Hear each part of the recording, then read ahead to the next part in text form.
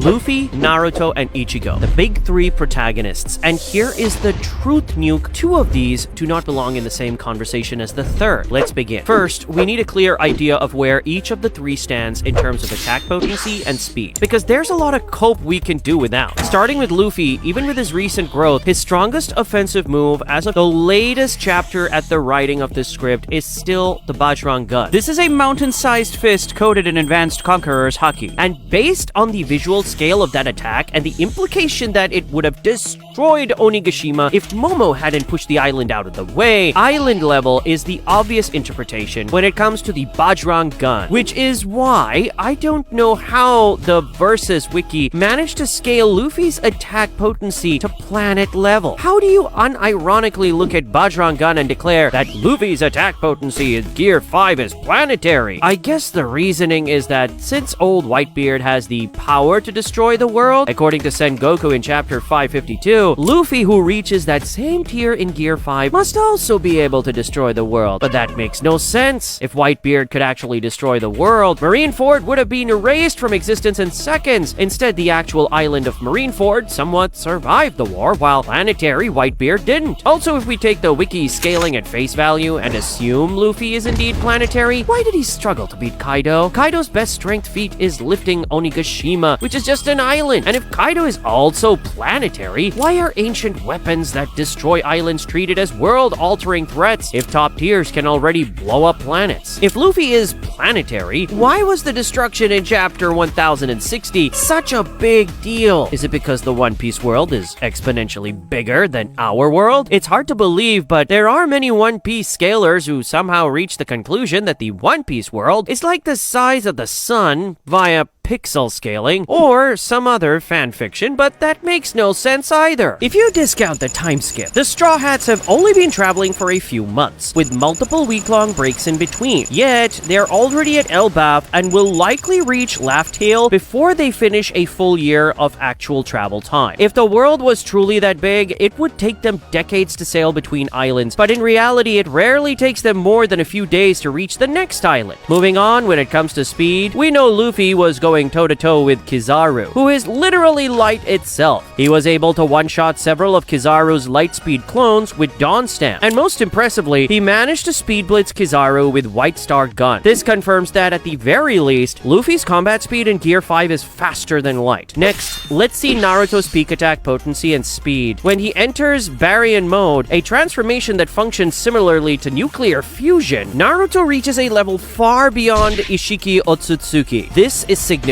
because prior to this, Ishiki was treating Naruto and Sasuke like complete fodder. Keep in mind that the version of Naruto that Ishiki was fodderizing was already stronger than the version from the last movie, where Naruto was tanking attacks that cleanly split the moon in half. But unlike Boruto, who has the Uzuhiko planetary Rasengan, Naruto himself hasn't shown any attacks that are visually planetary. So let's do a bit of chain scaling. Based on how he overwhelmed and defeated Ishiki, we can scale Baryon mode to planetary. To be fair, the power scaling crowd is very reckless with these labels. The Versus Wiki has Naruto at solar system level, but no Naruto fan can name a single Naruto attack that has actually destroyed a planet, let alone a solar system. It's absurd. The logic power scalers use to label Naruto solar system level is a reach that's literally fanfiction. It's the leap from Kaguya created dimensions with stars, so she is star level 2. Naruto can physically destroy a solar system, which is pure headcanon. There is a fundamental difference between hacks, like space-time manipulation to create a pocket dimension, and the raw attack potency required to destroy a star. I mean, if creating a dimension makes you star level, then any character with a pocket dimension ability is suddenly star level, which is ridiculous. Of course, as I said, I'm going to put Baryon mode Naruto at planetary, but even then, I'm being very, very lenient. No feat in Baryon mode suggests planetary destruction through raw area of effect. We are only scaling him to planetary as a narrative choice because top tier Otsutsuki like Ishiki are stated to be planetary threats capable of consuming or destroying planets over time. Next, when it comes to speed, Naruto is also easily faster than light. We know that even back in the war arc, Six Path's Naruto dodged Madara's Light Fang at point-blank range, an attack that is clearly moving at the speed of light. Since Baryon Mode Naruto is multiple tiers stronger, his reaction time scales exponentially higher. And we saw this in 4K during his fight against Ishiki, objectively superior to Kaguya in terms of pure combat prowess. Naruto's speed and perception reached a level where Ishiki's abilities were effectively neutralized. You see, Ishiki's Kokugan allowed him to instantly shrink himself or any non-living object just by looking at it. Then he could store those shrunken objects in a timeless dimension and pull them out instantly for surprise attacks. While fighting Naruto, Ishiki used this combination to launch black chakra rods, and because he could resize them instantly and pull them from another dimension at point-blank range, these attacks appeared to teleport into the target's physical space. Even Sasuke with his level 100 Sharingan could barely keep up, yet Naruto was able to snatch Ishiki's high-speed chakra rods clean out of the air. He could track and grab projectiles that move with the speed and teleportation-like nature of Ishiki's dojutsu. There's no other way to go about it. Naruto is comfortably faster than light. Alright, finally, what about Ichigo? To understand Ichigo's scaling, you have to understand the Bleach cosmology. We know that the Soul King passively holds three separate realms, the living world, Soul Society, and Hueco Mundo, from collapsing into each other. And while these realms are often called worlds, in Bleach, each is treated as a complete dimension. Just like the living world, the Soul Society and Hueco Mundo have their own moons, stars, and space. This means that each of the three realms are their own dimension that are anywhere from their own solar systems to their own universes. Now, the Bleach downplayers claim that these realms are just planets with fake stars. There is zero evidence for that. The manga shows the night skies as real astronomical features, and the default assumption in fiction is that a star is a star unless stated otherwise. To suggest otherwise is just pure bias. Next, we know that after absorbing the Soul King and Mimihagi, Yhwach becomes able to destroy all three realms. This is explicitly stated in chapter 664. And this is very different from Kaguya's space-time manipulation because we're talking about actual realms where the story takes place rather than mere pocket dimensions. Now, how do we derive Ichigo's scaling from this? We know that in chapter 678, the moment Ichigo activates his Bankai, Yhwach, who has perfect precognition and can see every possible future, immediately breaks Ichigo's Bankai in the future via the Almighty. The implication is that Ichigo's Bankai was a formidable threat to a being with the power of the Soul King. Now, you can argue that Yhwach hacks the Bankai, but that is flawed logic. Yhwach's own actions prove relative power. If Ichigo was massively weaker, Yhwach could have shattered the blade physically or simply blocked the attack. Instead, he felt it was safer to alter reality itself than to let that blade touch him. So, what does that mean? How strong is Ichigo? To be clear, I'm not saying that this proves Ichigo is universal or that Ichigo beats Goku. This is just a straightforward chain of logic. Since Yhwach can destroy realms that have their own solar systems at the very least, Ichigo, who was a direct physical threat to that version of Yhwach and then got even stronger after the 1000-year Blood War arc, obviously scales to Yhwach in a combat-relevant way. Compare this to Naruto and Luffy and you'll understand why two of these do not belong in the same conversation as the third. One is island level at best, the other is planetary, while Ichigo was feared by Yhwach himself, who, by the way, the Versus Wiki lists as universal. I think that's a high ball, but at least there's logic considering Yhwach's ability to destroy entire realms. And although there's Shibai Otsutsuki in Naruto, the character who ascended to a higher dimensional being after devouring countless chakra fruits over millennia, and you can argue that he's comparable to Yhwach if not even stronger, but you see, unlike Ichigo, who was a legitimate threat to Yhwach, even Baryon Mode Naruto is basically fodder to Shibai Otsutsuki. Next, let's talk about Ichigo's speed, because this is where the gap becomes incomprehensible. In chapter 583, Ichigo casually deflects at least a number of Hylic File arrows from multiple Stern Ritters simultaneously. And while Candace's arrows are lightning-based, the speed of these arrows in general varies anywhere from lightning to light. Now, you may be thinking, why are we talking about a speed feat for Ichigo that's not even proper light speed? We've already established Naruto and Luffy as faster than light, so shouldn't we start with a faster than light feat for Ichigo? It's about understanding the speed scaling broadly. For example, we can scale Luffy's combat reaction to light speed as early as Pulse Time Skip when he dodged the Pacifista lasers, right? And yet, there's an anti-feat that One Piece power scalers still can't explain. In chapter 914, the Luffy, who had already defeated Katakuri and gained Future Sight, was caught off guard by Gazelleman, whose only ability is running at roughly 125 miles per hour. That's slower than a bullet train. Of course, this was before Luffy's advanced conquerors Haki and Gear 5, but he should have no problem catching up to a bullet train then, right? He's had lightspeed reaction time since the time skip. Ichigo has no such anti-feats. Also, while I started off with a feat from chapter 583, if you take the statements that Sero's move at light speed, the speed scaling in Bleach has always been in a different tier compared to Naruto and One Piece. I mean, Bala is stated to be 20 times faster than a Sero. If a Sero is light speed, then a Bala is 20 times faster than light, and yet Urahara was able to casually react to Yami's Bala in Shikai. If Urahara can react to a 20 times light speed projectile in Shikai and then applies his Bankai multiplier, we're already looking at a speed that's hundreds of times the speed of light. Yet Urahara is not even close to Ichigo's level by the end of the series, which means that when it comes to Ichigo's speed, you best assume we're talking about speeds that are functionally instantaneous on any solar system or multi-solar system scale. Now, I know what some of you are thinking. Sero being light speed is debatable because even early series characters could dodge it, and you're not wrong to question it. The speed scaling in Bleach has inconsistencies. However, in versus debating, we have to choose a consistent framework. The databooks consistently called Sero light. If you reject the light speed interpretation entirely, you're left with no objective way to scale any of the three series because Madara's Light Fang and Kizaru's lasers are the exact same thing. So for the sake of internal consistency, I'm using the author-intended interpretation. Light-based attacks in all three verses are treated as actual light speed. Besides, even if you lowball a Sero to just 10% light speed instead of 100%, the scaling chain still stays absurd. This is why I say the speed gap is incomprehensible. Ichigo, by the most conservative estimate, is hundreds of times faster than light. Finally, let's look at the actual fight. We have Naruto and Luffy teaming up against Ichigo. And I know someone is going to bring up Luffy's power of imagination, but most of what Gear 5 highballers think Gear 5 does is pure fanfiction. He can pull basic Toon Force and turn his surroundings into rubber, including the air, but he cannot simply manifest anything he imagines. That is not how his fruit works. If you want to see what a real power of imagination looks like in a fight, you look at Gremmy. Gremmy could create meteorites and vacuum-sealed space just by imagining it. And even he lost to Kenpachi because of the gap in raw power. It reached such a point where he could not even imagine himself surviving Kenpachi's slash. Coming back to Luffy, he can do things with rubber, and he can pull out basic Toon Force for fun. But can he do things like manifesting meteors? He can't, which means there's no power of imagination. The part about how he is only limited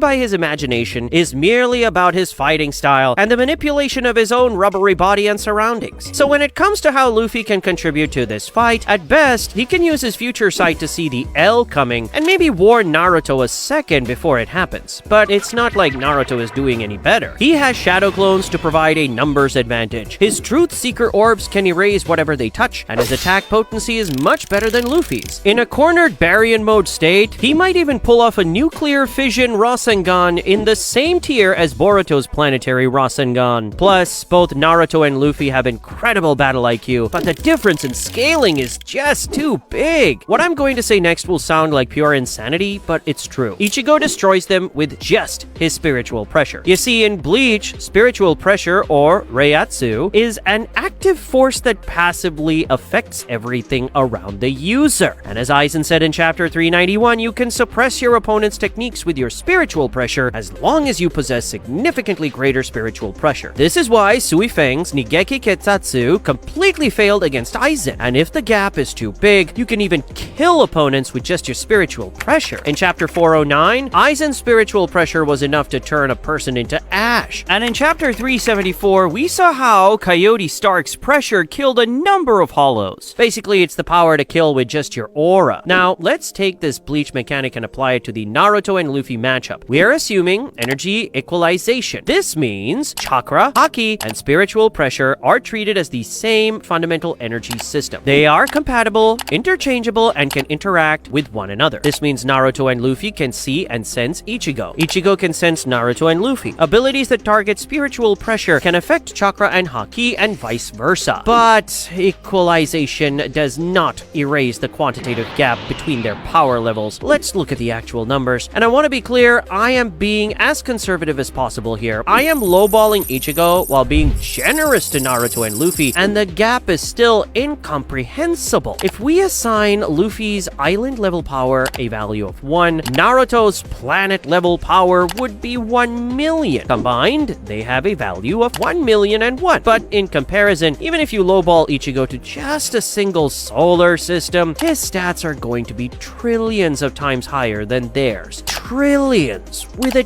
T. The difference is functionally infinite for the purpose of a fight. You can argue, but with equalization, Naruto and Luffy have their own energy systems to resist the crush. This misunderstands the mechanic. With equalization, the same mechanic applies to chakra and haki. Because we have equalized the energy systems, Ichigo's spiritual pressure affects Naruto's chakra, and Luffy's haki the same way it affects spiritual pressure in Bleach. So the question becomes, is Ichigo's energy reserve sufficiently greater than Naruto and Luffy's combined? And the answer, as we've discussed, is absolutely 100% yes. Ultimately, for Naruto and Luffy to even stand near Ichigo, you would need to ignore the quantitative gap entirely and treat equalization as everyone is automatically the same tier. But that erases the power difference, which defeats the entire purpose of versus debating. Finally, what about hacks? Naruto has Truth Seeker orbs that can erase matter on contact. Luffy has Future Sight and environmental rubberization. Could their battle IQs combine to find a win condition? No. The Truth Seeker orbs are relevant in theory, but against Ichigo's speed, they might as well be stationary. And even if one reached Ichigo, his spiritual pressure is going to be so overwhelmingly massive that it would disintegrate the orb before it can even make contact. Future Sight is equally useless. Luffy seeing himself get disintegrated a few seconds in advance doesn't change the outcome. And what's funny is that both Variant Mode and Gear 5 are transformations that last only a few minutes. Ichigo has no such time limit. So even if, through some miracle, Naruto and Luffy could survive the passive Reiatsu Crush, even if they could somehow land a hit through the speed gap, they would have to do it in under 5 minutes. After that, they're fighting Ichigo at his full power without their strongest forms. There is no scenario where that works. Ichigo is exponentially faster and stronger, and his win condition is passive. The only way to make Luffy and Naruto win is to write fan fiction. But even then, you'll reach a dead end because there's no context in One Piece or Naruto that you can highball to make them win against Ichigo.